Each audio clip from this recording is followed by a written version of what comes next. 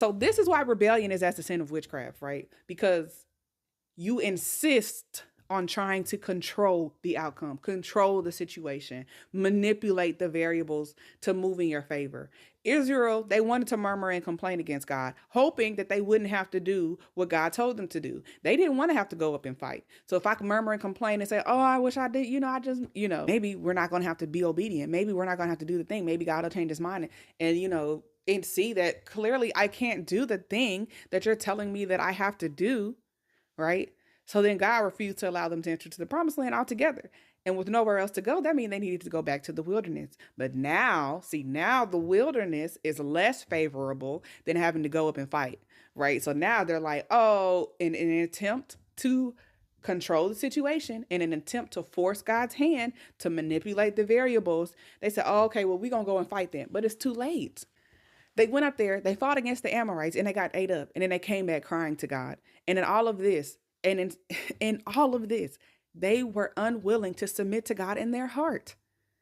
How many of us have repented to God for an action? We said, I rebelled against you, God. I sinned. I repent for that. But we didn't make the change in our heart. That's why you keep getting ate up by the Amorites. Because you keep repenting for the fruit of disobedience, but the root of rebellion is still in the ground. That's a word. And the root of rebellion is still producing more fruit in different areas of your life. So although you said, God, you told me to go say this to this person, and I said, I don't want to do that, and that was disobedient. So I repent for being disobedient in that.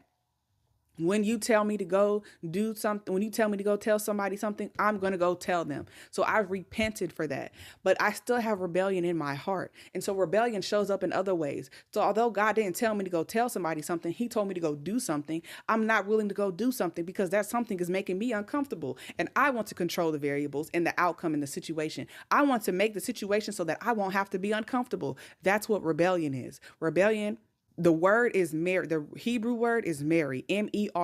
It means bitterness. And every time we see the Israelites in rebellion, we see them bitter, complaining against God, murmuring, oh, we should have just stayed in Israel. Oh, why God doing us like that? Oh, why am I in this situation? Right? But the definition is active, willful opposition to the revealed will of God. God had already made his will known. He gave them a command, go up and fight. I've already given them into your hand. They willfully opposed the will of God. It means covenantal defiance rather than mere error. They didn't just make a mistake, right? They had decided in their hearts that they were going to do what they wanted to do, what was more comfortable for them. It's the seeking of autonomy from divine authority.